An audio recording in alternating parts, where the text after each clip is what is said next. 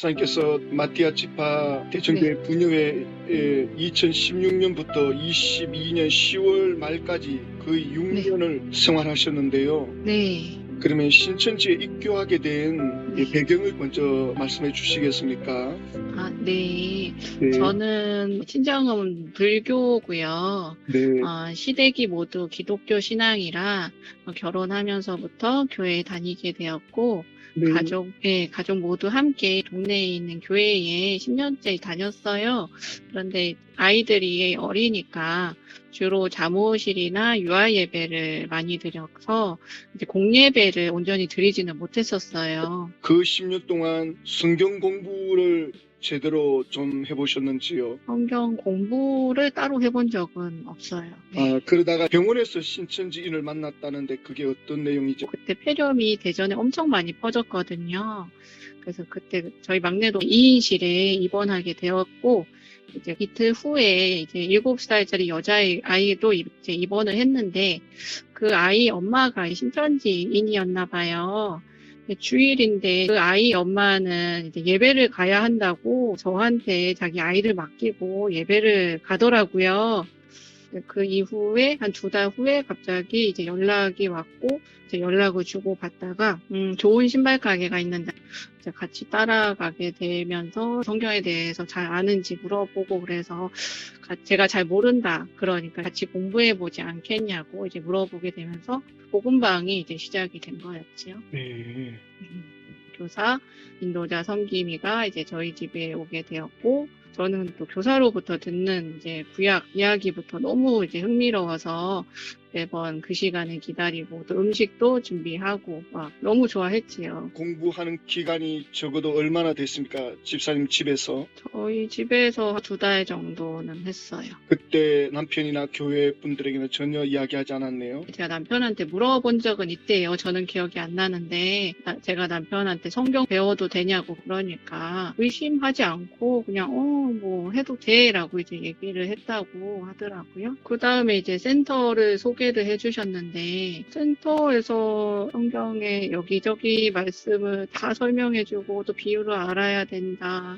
비유를 알아야 하나님의 자녀가 된다 하는 그런 부분들을 다 알려주니까 이제 너무 재미있어 했고 센터 내에서 말씀 스피치 시간이나 뭐에 대해 이제 시간이 있는 한 이제 계속 열심히 참여를 했지요. 그러면 그 센터에 갔을 때 이 단체는 어떤 단체인지 뭐 하는 곳인지에 대해서는 알고 있었나요? 이제 성경을 알고 싶어 하는 사람들 이렇게 함께 모여서 공부하는 곳이라고 여기가 어디다라고는 의심하지 않고 열심히만 했습니다. 교회는 교회대로 다니시고 이런 또 센터에 가서 열심히 배우고 중등, 고등 하면서 이제 약속의 목자가 있고 책 받아드신 분이 있고 예수님의 사자가 있다. 그리고 그분이 이제 평화의 일을 하신 것들에 대해서 영상도 많이 보고 신천지라는 것을 들었을 때 어떠했습니까? 이거 우리 교회가 배척하는데 저 무서운 곳, 나쁜 곳 이렇게로 생각을 했는데 지금까지 들어왔던 말씀이 다 성경으로 틀린 게 없는데 왜 이 사람들은 이렇게 욕을 하지? 욕하는 사람들이 좀 잘못 알고 있어서 그런가 보다. 여기는 정말 성경을 가르치고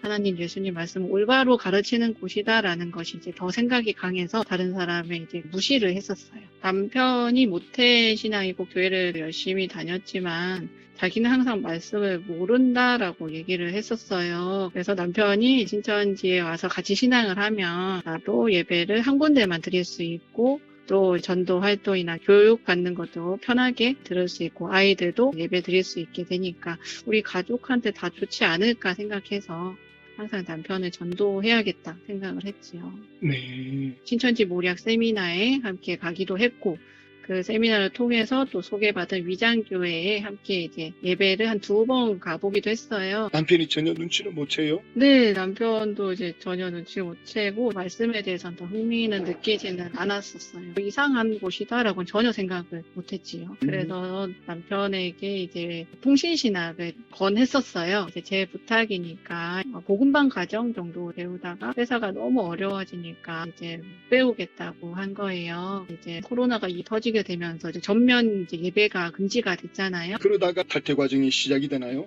22년도에는 가족 전도, 오픈 전도를 처음부터 얘기를 하셨어요. 그리고 이제 전도를 이제 해야 하니까 남편은. 그래서 오픈할 생각을 계속하고 있었어요. 그래서 임원과 섭외팀장과 구역장과 항상 상의하고 이제 남편에게 어떤 내용을 얘기를 해볼까. 이 사람이 성경에 관심이 있다고 해야 말씀으로 서로 이제 공부가 이루어질 수 있으니까 이 사람이 성경에 대해서 어떤 생각을 갖고 있는지 대화를 조금씩 물어를 봤었지요. 그러다가 이제 4월 중순에 친정에 저희가 가게 됐는데 낮에 남편과 둘이 있을 시간이 생겨서 그때 저는 이제 피드백 받은 대로 당신은 말씀을 믿냐 안 믿냐 이런 대화를 하다가 나 사실은 유튜브에 있는 신천지 온라인 세미나를 듣는다 이렇게 말을 했어요. 말씀이 너무 신기하고 이해가 잘 되더라. 당신도 들어보지 않겠냐 같이 듣자 이렇게 얘기를 했더니 남편이 너무 당황하고 놀랬던 거예요.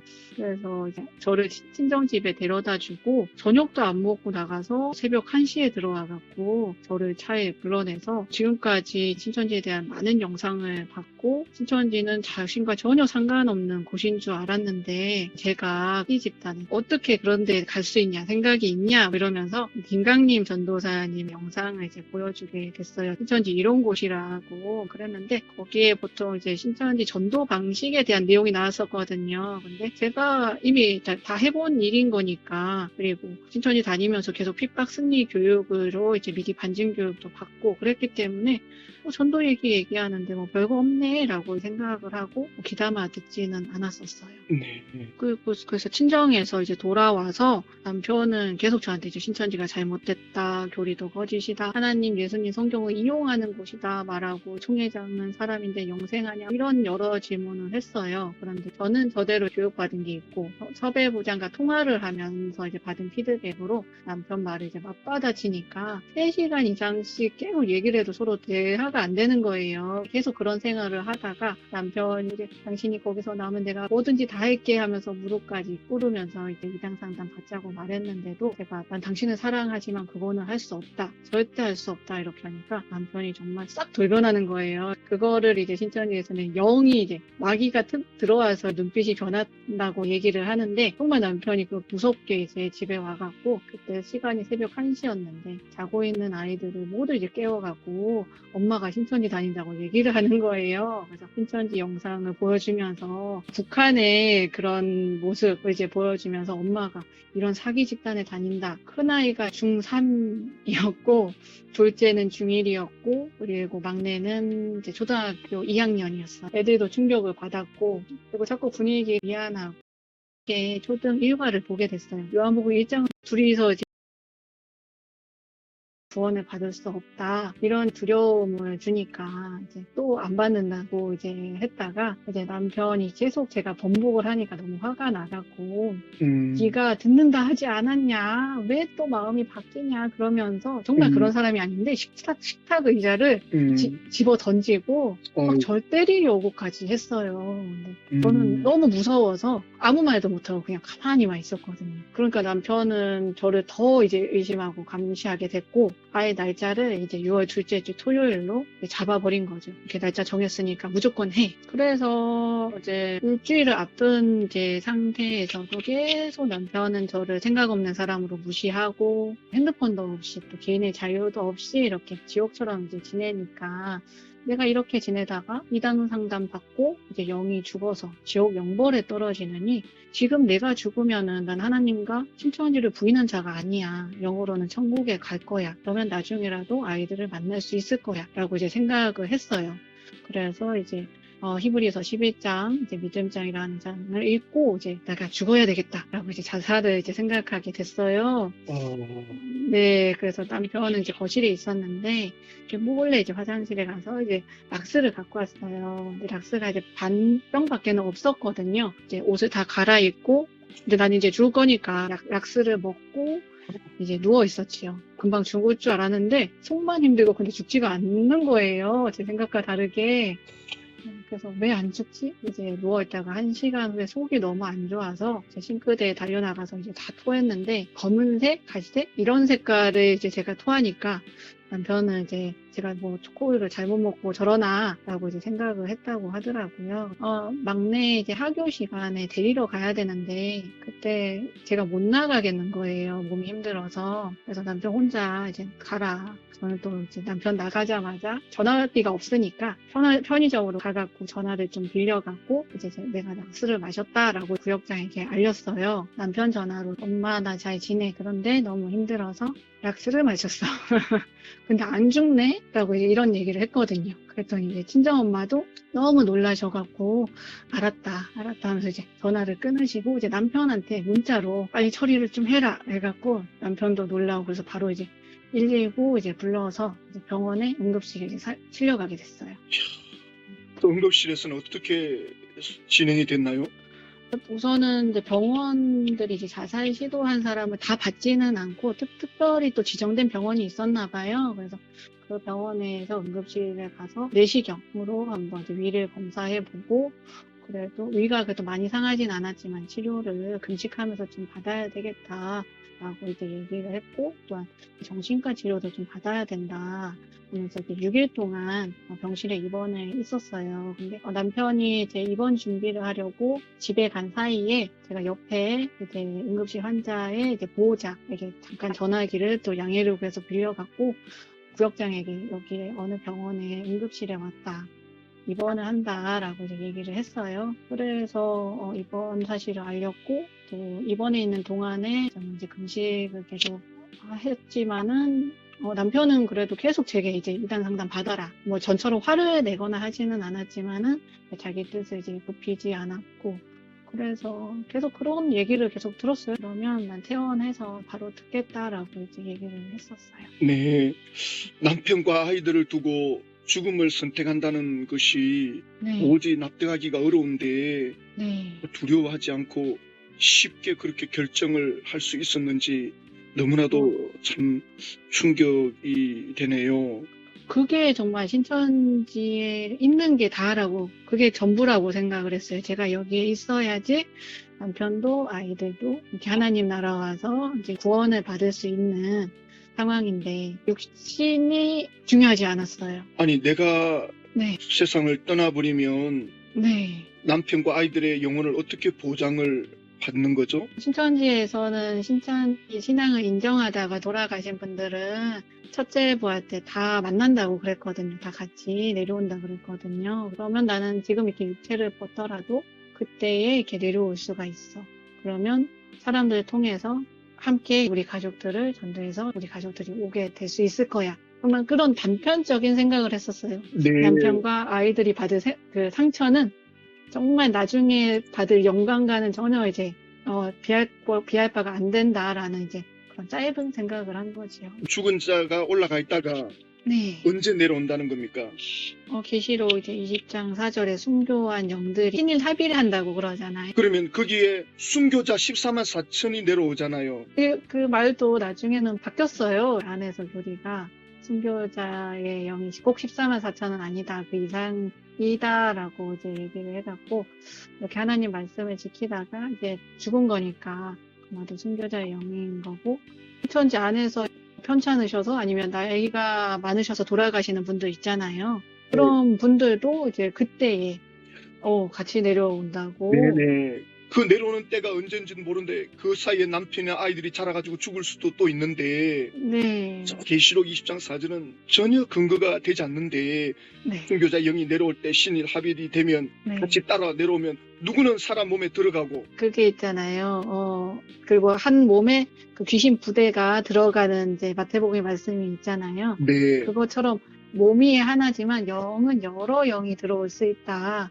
라고 이제 얘기를 해놨고 또 바뀐 내용으로도 이해를 하고 있었기 때문에 그러니까 계시록 20장 4절이 천천지에 준비된 14만 4천 명과 천상에서 내려오는 14만 4천 순교자의 영이 합체가 되잖아요. 집사님 같이 신천지에서 신앙생활하다가 자결을 하든 생명이 다 돼서 죽든 그런 사람들이 영계에 있다가 내려오는 거는 14만 4천하고는 또 다른 부류잖아요. 그렇게는 뭐 정확하게 설명은 안 하셨어요. 지금 목사님처럼. 집사님은 누구 몸에 들어가느냐는 거죠. 그거까지는 확실히 알지 못. 이런 말도 안 되는 거 갖고 사람을 죽음으로 내몰고 이러다가 이만희 씨가 죽으면 같이 따라 죽겠다는 사람들 나오면 어쩌자는 거예요? 그게 지금 저도 너무 걱정이에요, 사실. 진짜 같이 죽는다고 하면 어떡하지? 아, 이거 그대로 믿고 있을 텐데, 어떡하지라는 생각이, 걱정이 많이 들어요.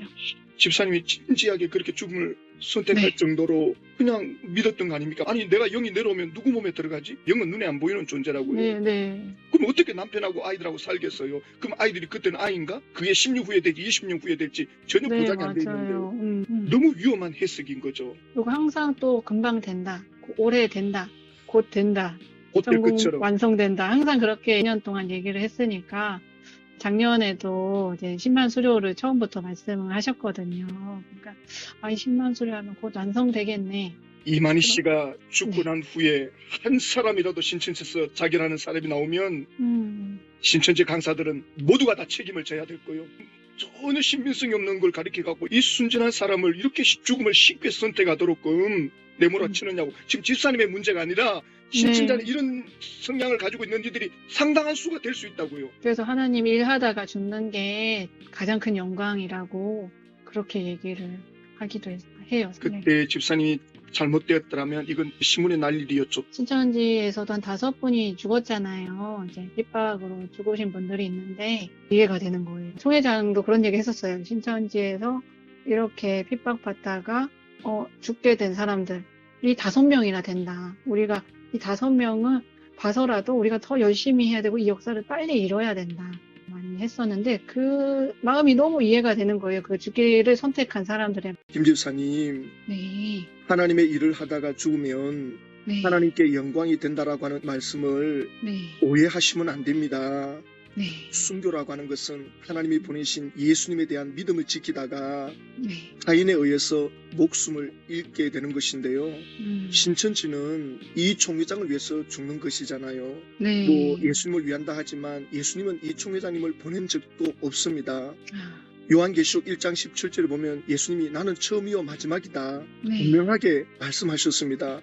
그런데 이만희 총회장은 뭐 마지막 구원자라고 약속의 목자라고 하는데 전혀 설득력이 없고 근거가 없습니다. 더군다나 이제 그분이 사망을 하게 되면 명백하게 이건 거짓으로 드러나게 될 것입니다. 네. 예, 절대 신천지 안에서는 더 이상 이런 일이 일어나서는 안 된다고 저는 생각하고요. 맞아요. 또 하나님께 영광이 된다고 하는 것은 마태복음 6장 16절에 보면 예수님이 너희 빛이 사람 앞에 비치게 하여 그들로 착한 행실을 보고 하늘에 계신 너희 아버지께 영광을 돌리게 하라. 착한 행실로도 하나님께 영광을 돌리라고 하는 말씀이 있고요. 또 네. 예수님의 제자들이 한 번은 예수님께 하나님의 일이 뭡니까? 어떻게 하는 것이 하나님의 일을 하는 것입니까? 라고 했을 때 예수님이 요한복음 6장 29절에 하나님께서 보내신 일을 믿는 것이 하나님의 일이다. 예수님을 믿는다고 하는 것은 예수님과 인격적 관계가 하나가 되는 것입니다. 우리가 믿으면 믿는 만큼 맡기게 되고요. 네. 믿는 만큼 의지하게 되고 믿는 만큼 따르게 됩니다. 그런데 전도한다고 해서 다 하나님의 일이 아니에요. 교회 일을 한다고 해서 전부 하나님의 일이 아닙니다. 교회 일을 한다고 하지만 사람의 일을 하는 사람이 있고요. 세상이나 직장에 나가서 일을 하지만 그게 하나님의 일이 될 수도 있습니다. 많은 신자들이 무슨 교회와 연결된 일, 전도와 연결된 일, 영적인 것만 하나님의 일이라고 생각하는데 전혀 네. 그렇지가 않습니다. 네. 예배를 드려도 하나님을 위해서 예배하는 자가 있고 자기를 위해서 예배하는 사람이 얼마든지 있습니다. 부인이 주방에서 음식을 준비할 때 주님을 대접하는 심정으로 가족들을 대접한다고 할 때 그것이 하나님의 일이 될 수 있습니다. 성경에 보면 예수님께서 너희가 내 이름으로 소자에게 냉수 한 그릇 대접한 것 결코 내가 상을 잃지 않겠다. 아무것도 아닌 사람에게 주님의 심정으로 예수 이름으로 냉수 한 그릇 대접해도 그것이 하나님의 일이라는 것입니다. 네. 그러니까 예수의 마음을 품고 하는 일이라면 하나님의 일이에요. 예수님의 마음이 빠지고 나의 목적, 나의 동기, 나를 위한 것이 된다면 그것은 하나님의 일이 아닙니다. 그 중심을 하나님은 다 보고 있고 그 동기와 목적을 하나님은 다 보고 있거든요. 네. 그리고 예수님을 위해서 목숨을 미리 스스로 끊는 것은 이건 더군다나 순교가 아닙니다. 성경에 전혀 말씀이 없습니다. 스스로 목숨을 끊는 것은 자기 목숨이라도 살인죄에 적용이 됩니다. 예, 만약에 신자가 치매가 있어가지고 뭐 우울증이나 어떤 그런 정신적인 문제로 인해서 목숨을 끊는다면 그건 또 다른 문제예요. 그러나 전혀 그것이 없는 상태에서 목숨을 스스로 한다는 것은 자칫하면 이게 살인죄에 적용되고 지옥을 피할 수 없는 문제가 될 수 있습니다. 그 행동에 대한 책임을 져야 되는 거거든요. 제가 자주 하는 말이 독약은 모르고 먹어도 죽는다.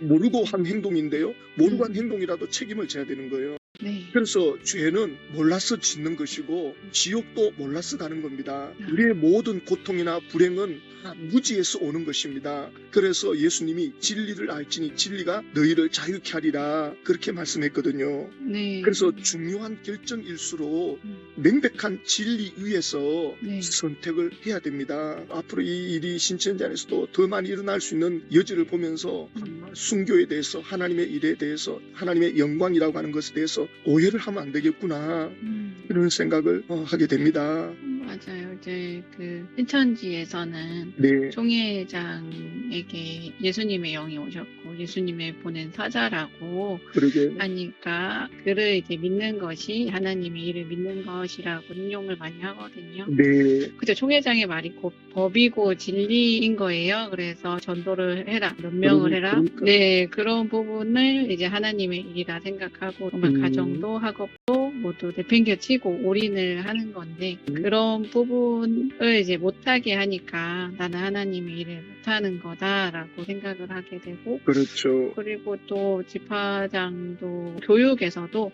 하나님 일을 열심히 하는 사람들이 전도나 교육에 열심히 참여하는 사람이고 가정이나 직업 이런 것에 얽매이는 사람들은 하나님의 하는 사람 아니라고 그냥 방관자라는 식으로 많이 또 설교를 해요. 네, 신천지에 들어갔어도 전도를 못하고 그러면 항상 죄인의 마음이 있는 거예요. 많은 분들이 그렇게 생각하고 일을 하고 있을 텐데 네, 안타까운 그렇죠. 마음입니다. 정말 그런 가르침은 네, 철저하게 귀신의 가르침이라고 볼 수밖에 없고요. 네, 특별히 하나님이 선교사나 목사로 부르고 교사로 부르고 특별한 경우는 있을 수 있지만 그 특별한 걸 보편화시켜가지고 모든 사람에게 동일하게 적용을 하고 그렇지 못하면 하나님의 일을 하지 않는 걸로 몰아가는 것은 완전한 귀신의 가르침입니다. 신천지 분들은 정말 이만희 총회장이 예수님이 보낸 약속의 목자인지 이 시대 마지막 구원자인지를 따지고 확인해야 됩니다. 그렇지 않으면 그 모든 수고가 다 수고고 사단에게 놀아나는 꼴이 되어버리는 것입니다.